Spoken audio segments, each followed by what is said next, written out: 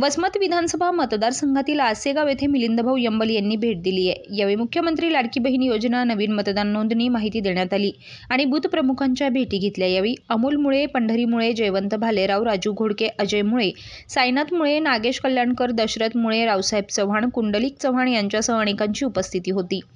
वसमत तालुक्यातील रुंज येथे भेट देण्यात आली। यावेळी मुख्यमंत्री लाडकी बहीण योजना, नवीन मतदान नोंदणी माहिती देण्यात आली आणि बूथ प्रमुखांच्या भेटी घेत विविध विषयांवर चर्चा करण्यात आली।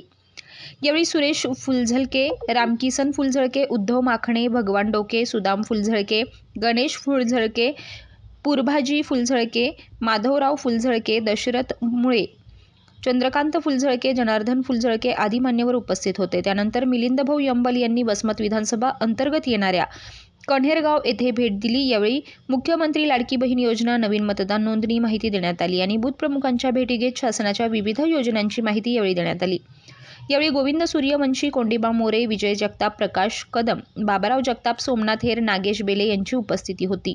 मिलिंदभाऊ यंबल यांचा गावभेट दौरे सुरू असताना यावेळी पळसगाव येथे देखील भेट दिली। यावेळी बालाजी सूर्यभान मिरकुटे, विठ्ठल डाखोरे, सचिन पडोळे, भुजंग पडोळे, कामाजी पडोळे, प्रथमेश मिरकुटे, आदिनाथ पडोळे, कोंडीबा पडोळे, पिराजी मिरकुटे यांच्यासह अनेकांची उपस्थिती होती। सध्या मिलिंदभाऊ यंबल यांचे दौरे सुरू असताना शासनाच्या विविध योजना गोरगरिबांपर्यंत पोहोचाव्यात, त्यांना माहिती व्हावी यासाठी मिलिंदभाऊ यंबल प्रयत्न करत असताना प्रत्येक गावागावात उत्स्फूर्त असा प्रतिसाद मिळत आहे।